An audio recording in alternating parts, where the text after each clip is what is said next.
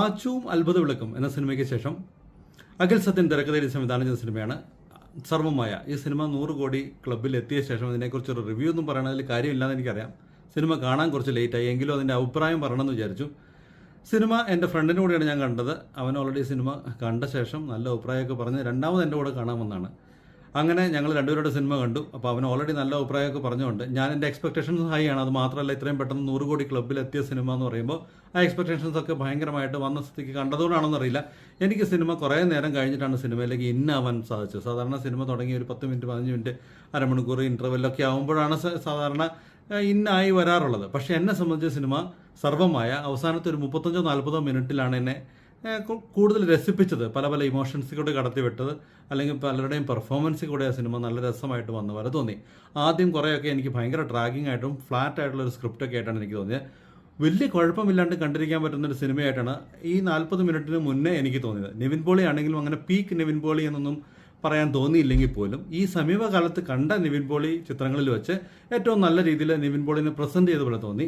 പക്ഷേ എനിക്ക് തോന്നുന്നു കുറച്ചുകൂടെ നന്നായിട്ടൊക്കെ നിവിനെ യൂസ് ചെയ്യാൻ പറ്റുമെന്ന് എനിക്ക് തോന്നി.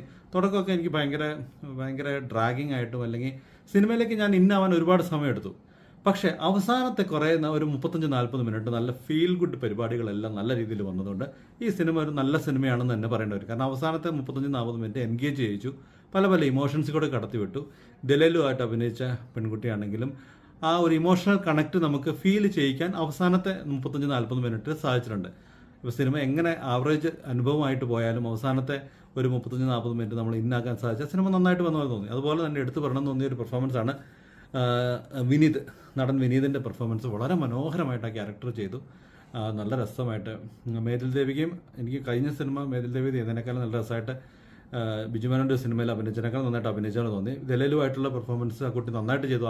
ആദ്യമായിട്ട് സിനിമയിൽ വന്നാൽ തോന്നാത്ത രീതിയിൽ നല്ല രസമായിട്ട് ചെയ്തു. പാട്ടുകൾ എസ്പെഷ്യലി നല്ല രസമുള്ള പാട്ടുകളായിരുന്നു. രസമായിട്ട് ആ പാട്ടുകൾ എടുത്തിട്ടുമുണ്ട്. ഒരു ഫാസ്റ്റ് നമ്പറൊക്കെ ഉണ്ട്, നല്ല രസമായിട്ട് വന്നിട്ടുണ്ട്.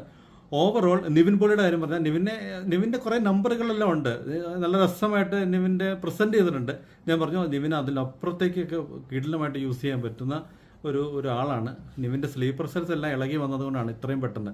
ഇപ്പോൾ ഈ ബദ്ലേം കുടുംബ യൂണിറ്റൊക്കെ അല്ലെങ്കിൽ ഗിരീഷ് ഷെഡി സംവിധാനം ചെയ്യുന്ന സിനിമ വരുമ്പോൾ ഏത് ലെവലിൽ അത് പോകുമെന്ന് പോലും അറിയില്ല. കാരണം ഗിരീഷൊക്കെ നല്ല രീതിയിൽ എഴുതിയത് നിവിനെ പ്രസൻറ്റ് ചെയ്യും. എന്തായാലും പണ്ടത്തെ ആ ഒരു ചാമൊക്കെ അതുപോലെ തന്നെ നിവിനുണ്ട്. രസമായിട്ട് തടിയൊക്കെ കുറച്ച് നല്ല മിടുക്കനായിട്ട് സ്റ്റൈലായിട്ട് വന്ന് പെർഫോം ചെയ്ത പോലെ തോന്നി. ഓവറോൾ ഒരു എബോവ് ആവറേജ് ചിത്രം. അവസാനത്തെ 40-45 മിനിറ്റ് ഒരു കിടിലം സിനിമ, ഫീൽ ഗുഡ് സിനിമയായിട്ടാണ് എനിക്ക് തോന്നിയത്. അപ്പോൾ കണ്ടു നോക്കൂ, കണ്ടിട്ട് വിശേഷങ്ങൾ അറിയിക്കും. മറ്റൊരു സിനിമയുടെ വിശേഷമായിട്ട് വേറെ ദിവസം വരാം. Thank you for watching my videos and thank you for all the support and